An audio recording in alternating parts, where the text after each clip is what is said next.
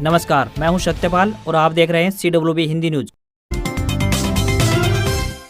शक संवत 1947 विक्रम संवत 2082 आज ज्येष्ठ मास के कृष्ण पक्ष की द्वितीय तिथि और दिन बुधवार है। तदनुसार अंग्रेजी तारीख 14 मई सन 2025। सबसे पहले आज की सुर्खियां। हरियाणा के इन जिलों की गाड़ियों में अब नहीं डाला जाएगा पेट्रोल डीजल, बताएंगे पूरा कारण।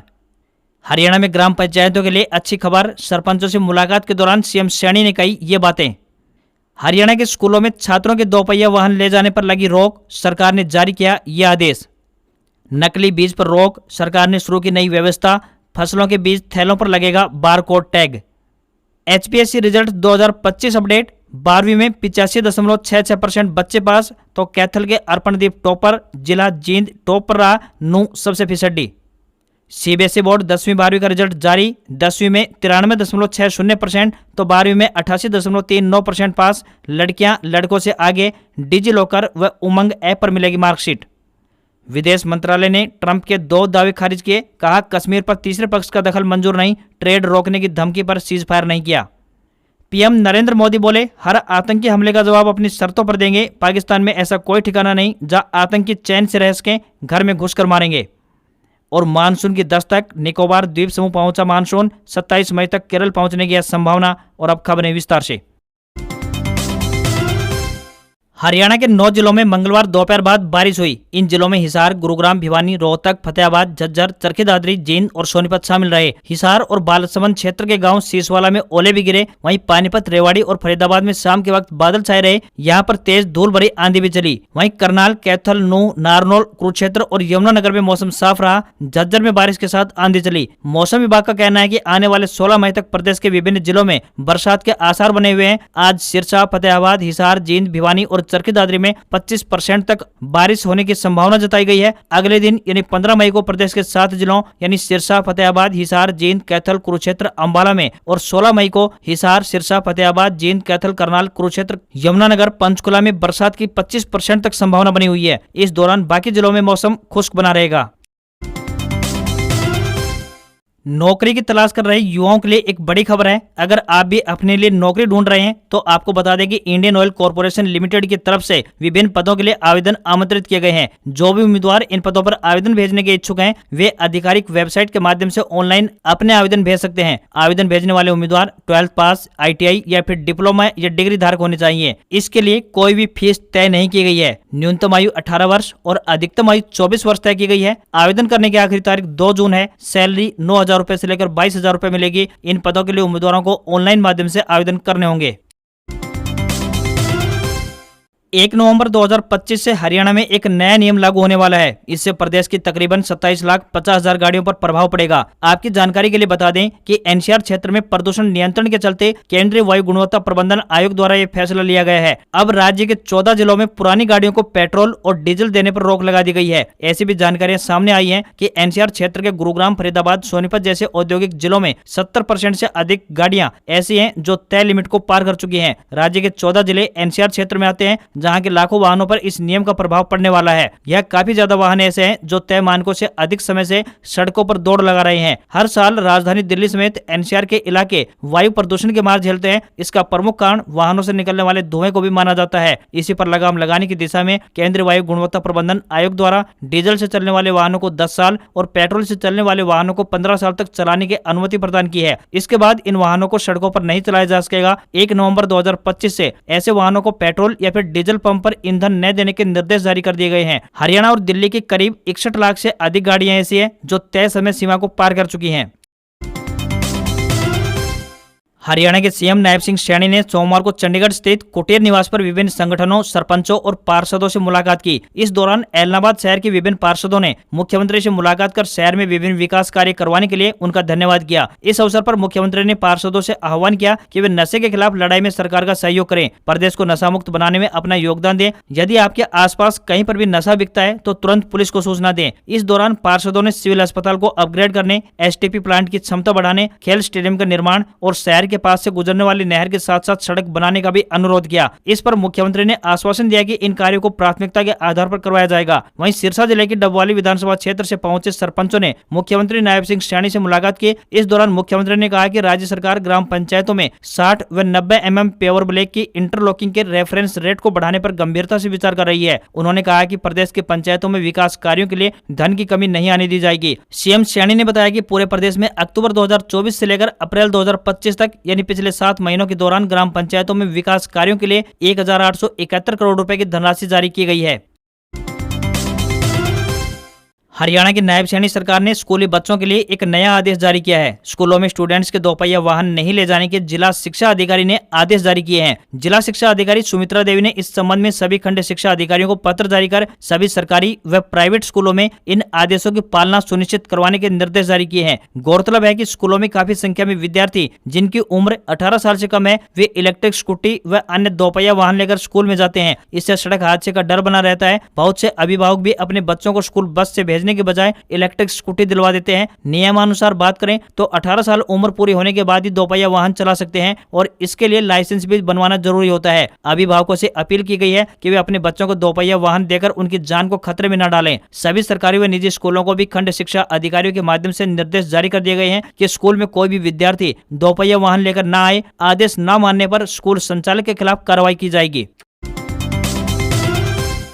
हरियाणा के कृषि एवं किसान कल्याण मंत्री श्याम सिंह राणा ने बताया कि अब फसलों के बीज के थैलों पर बारकोड टैग लगाया जाएगा। इस बारकोड को स्कैन करके बीज के निर्माता से लेकर वजन, किस्म आदि के बारे में विस्तृत जानकारी मिल पाएगी। सरकार का यह महत्वपूर्ण कदम है। इससे नकली बीज पर अंकुश लगाने में मदद मिल सकेगी। राणा ने बताया कि मंगलवार को विभाग की हाई पावर परचेज कमेटी में इस बारकोड टैग की खरीद के लिए एक कंपनी को टेंडर देने की स्वीकृति दी गई है। कृषि मंत्री एवं किसान कल्याण मंत्री ने बताया कि यह बीज भारत सरकार द्वारा जारी दिशा निर्देशों के तहत उत्पादित किया जाता है। पूरी प्रक्रिया से गुजरने के बाद उत्पादित बीज को बिक्री के लिए पैक किया जाता है। इस बीज को पैक करते समय एजेंसी द्वारा जारी एक टैग को बैग पर सीलना होता है। टैग पर बीज से संबंधित पूरी जानकारी दर्ज की जाती है। श्याम सिंह राणा ने आगे बताया कि हाल ही में भारत सरकार ने केंद्रीकृत साथी यानी बीज प्रमाणीकरण पता लगाने की क्षमता और समग्र सूची पोर्टल को शुरू किया है, जिसमें बीज प्रमाणीकरण की पूरी प्रक्रिया को ऑनलाइन स्वचालित किया गया है। उन्होंने बताया कि हरियाणा सरकार ने इस दिशा में कदम उठाते हुए पारंपरिक टैग को ऑनलाइन बारकोड टैग से बदला जाना है, जिसमें साथी पोर्टल के माध्यम से टैग पर पूरी जानकारी दर्ज की जाएगी। इस टैग पर दिए गए बारकोड में बैग में मौजूद बीज की पूरी जानकारी होगी। उन्होंने बताया कि हरियाणा राज्य बीज प्रमाणीकरण एजेंसी द्वारा बीज उत्पादकों को ये टैग उपलब्ध करवाए जाएंगे। कृषि एवं किसान कल्याण मंत्री श्याम सिंह राणा ने बताया कि राज्य सरकार किसानों के हितों के लिए प्रतिबद्ध है। नकली बीज बेचने पर अंकुश लगाने के लिए सरकार ने सख्त कानून भी बनाया है, जिसमें दोषी पाए जाने वाले बीज निर्माताओं तथा विक्रेताओं के खिलाफ जुर्माने और सजा दोनों का प्रावधान किया गया है। उन्होंने बताया कि अब फसलों के बीज के थैलों पर बारकोड टैग लगाए जाने से नकली बीज पर अंकुश लगाने में मदद मिल सकेगी। हरियाणा विद्यालय शिक्षा बोर्ड ने 12वीं की परीक्षा का परिणाम जारी कर दिया। हरियाणा विद्यालय शिक्षा बोर्ड के अध्यक्ष प्रोफेसर पवन कुमार, उपाध्यक्ष सतीश कुमार एवं सचिव डॉक्टर मुनीष नागपाल ने एक प्रेस कॉन्फ्रेंस में संयुक्त रूप से बताया कि शिक्षा बोर्ड द्वारा संचालित करवाई गई सीनियर सेकेंडरी यानी शैक्षिक व मुक्त विद्यालय वार्षिक परीक्षा 2025 का परिणाम घोषित कर दिया गया है। परीक्षार्थी अपना परीक्षा परिणाम बोर्ड की वेबसाइट www.bses.org.in पर देख सकते हैं। वहीं कैथल के शिव माजरा के सरकारी स्कूल के छात्र अर्पणदीप सिंह ने 500 में से 497 नंबर लेकर पहला स्थान प्राप्त किया। दूसरे स्थान पर सोनीपत के मनोली गांव की रचना सीनियर सेकेंडरी स्कूल की छात्रा करीना और जींद के नरवाना की एसडी कन्या स्कूल की छात्रा यशिका रही। दोनों ने 495 नंबर प्राप्त किए। वहीं जींद के डीएन मॉडल स्कूल की छात्रा सरोज 494 नंबर लेकर तीसरे स्थान पर रही। चौथे स्थान पर 4 विद्यार्थी रहे जिन्होंने 493 अंक हासिल किए हैं। इनमें भिवानी के तोसाम के पीएस नवयुग स्कूल के नमन वर्मा, रेवाड़ी के भाखली स्थित एसकेजी सीनियर सेकेंडरी स्कूल के रजत, चरखी दादरी के वैश्य गर्ल्स सीनियर सेकेंडरी स्कूल की नैन्सी और भिवानी के आदर्श सीनियर सेकेंडरी स्कूल की अफसाना शामिल है। 5वें स्थान की बात करें तो भिवानी के ढाणी भाखरा स्थित आर्यन सीनियर सेकेंडरी स्कूल के वंदना और फतेहाबाद के डांगरा मॉडल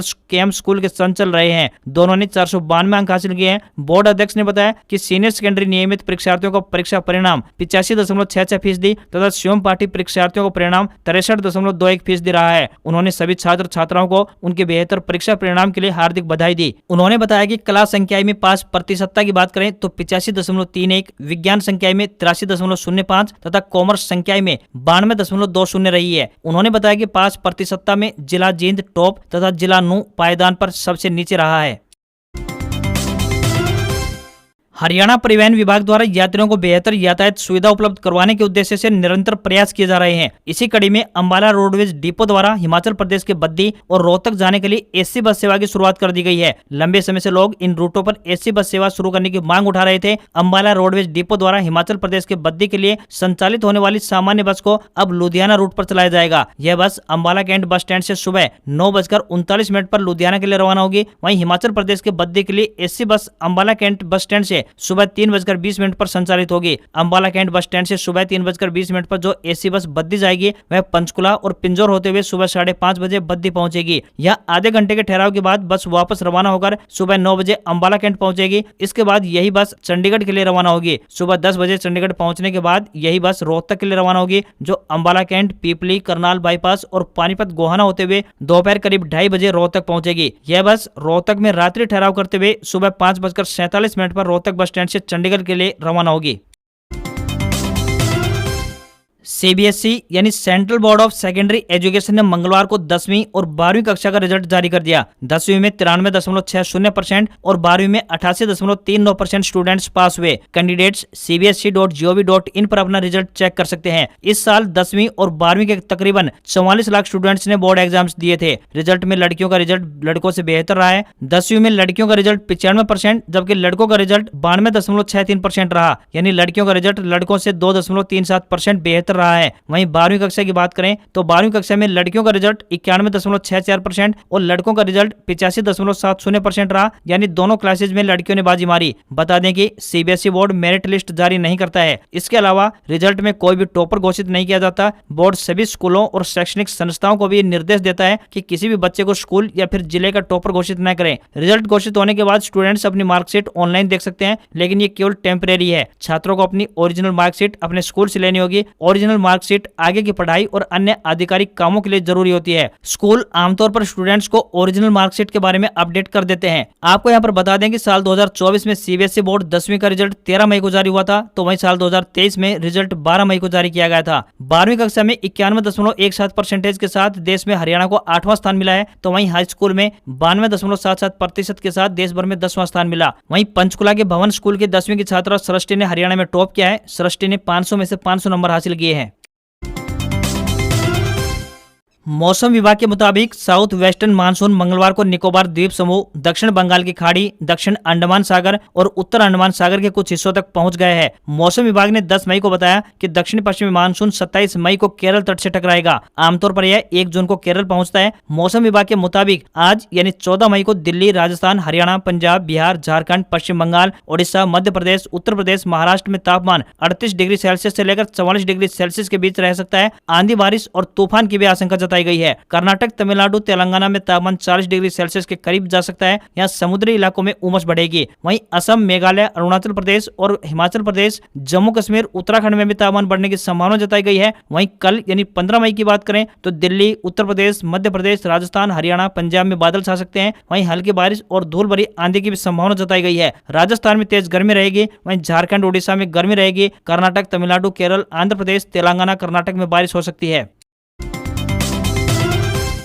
प्रधानमंत्री नरेंद्र मोदी मंगलवार सुबह पंजाब के आदमपुर एयरबेस पहुंचे। यहां उन्होंने एयरफोर्स के जवानों से मुलाकात की। इसके बाद जवानों को 28 मिनट तक संबोधित भी किया। मोदी ने कहा, भारत में निर्दोष लोगों का खून बहाने का एक ही अंजाम होगा, विनाश और महाविनाश। जिस पाकिस्तानी सेना के भरोसे ये आतंकी बैठे थे, भारत की सेना, एयरफोर्स और नेवी ने उस पाकिस्तानी सेना को भी धूल चटा दी। उन्होंने कहा, पाकिस्तान में ऐसा कोई ठिकाना नहीं है जहाँ बैठकर आतंकवादी चैन की सांस ले सकें। हम घर में घुसकर मारेंगे और बचने का एक मौका तक नहीं देंगे। हमारे ड्रोन, मिसाइलों के बारे में सोचकर पाकिस्तान को कई दिन तक नींद नहीं आएगी। पाकिस्तान की गुहार के बाद भारत ने सिर्फ अपनी सैन्य कार्रवाई को स्थगित किया है। अगर पाकिस्तान ने फिर से आतंकी गतिविधि या फिर सैन्य दुस्साहस दिखाया तो हम उसका मुंह तोड़ जवाब देंगे। यह जवाब अपनी शर्तों पर, अपने तरीके से होगा। इस निर्णय की आधारशिला इसके पीछे छिपा विश्वास, आपका धैर्य, शौर्य, साहस और सजगता है। आपका हौसला, ये जुनून, ये जज्बा ऐसे ही बरकरार रखना है। हमें लगातार मुस्तैद रहना है, हमें तैयार रहना है। हमें दुश्मन को याद दिलाते रहना है कि ये नया भारत है, ये शांति चाहता है, लेकिन मानवता पर हमला होता है तो भारत युद्ध के मोर्चे पर दुश्मन को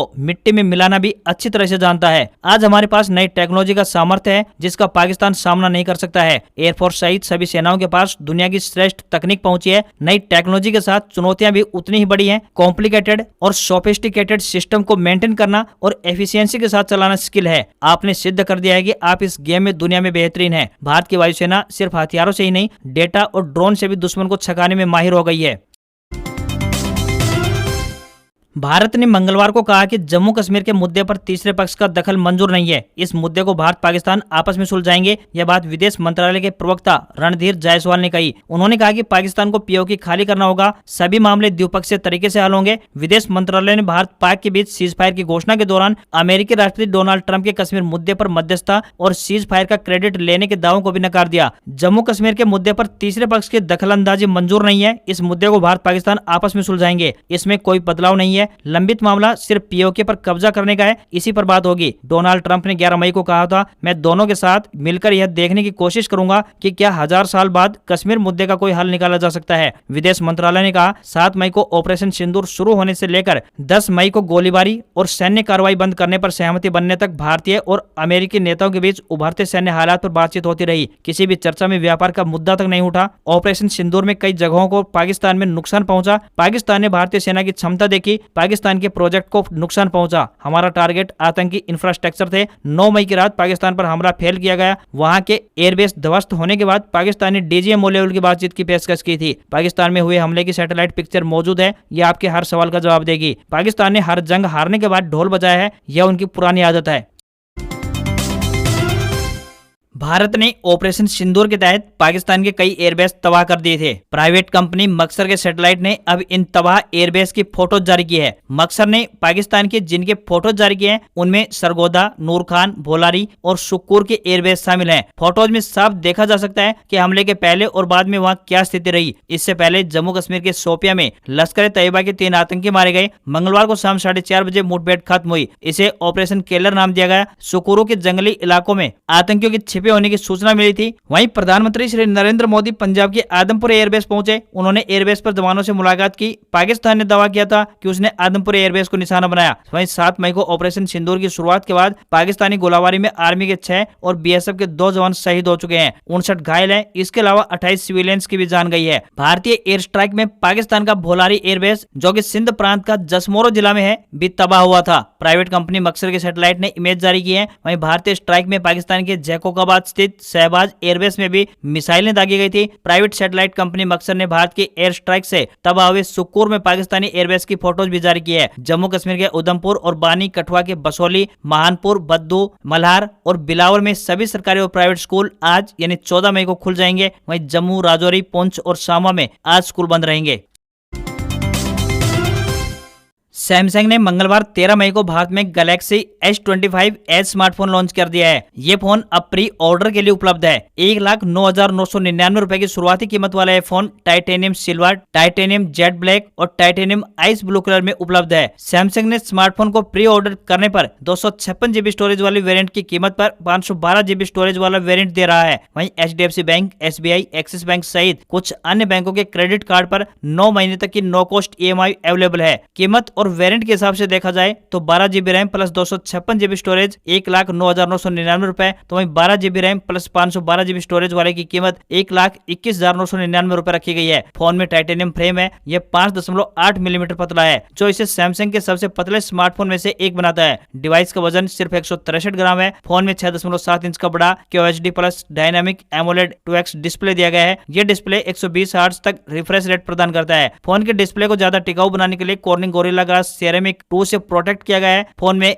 IP54 रेटिंग है, यानी ये डस्ट और वाटर रेसिस्टेंस है। फोन में 200 मेगापिक्सल का प्राइमरी सेंसर है। सैमसंग का दावा है कि यह गैलेक्सी S25 की तुलना में कम रोशनी वाले वातावरण में 40% तक बेहतर ब्राइटनेस देता है। इसके साथ ही इसमें ऑटो फोकस और मैक्रो क्षमताओं वाला 12 मेगापिक्सल का अल्ट्रा वाइड एंगल लेंस भी दिया गया है। फ्रंट में 12 मेगापिक्सल कैमरा है। ये phone Qualcomm Snapdragon 8 elite processor से पावर्ड है और गैलेक्सी AI फीचर के फुल सूट के साथ आता है। इनमें now brief flip via now bar, cross app integration के साथ गूगल का Gemini AI assistant, audio eraser, drawing assist, nightography शामिल है। इसमें प्रोस्केलर फीचर भी शामिल है जो ऑन स्क्रीन कंटेंट को एनहेंस और अपस्केल करने के लिए सैमसंग के mobile digital natural image engine का उपयोग करता है। फोन में 3900 mAh की बैटरी दी गई है जो 25 वाट वायर्ड चार्जिंग और 15 वाट वायरलेस चार्जिंग और रिवर्स चार्जिंग को सपोर्ट करती है। फोन के लिए 3900 mAh की कैपेसिटी वाली बैटरी काफी छोटी साबित होती है।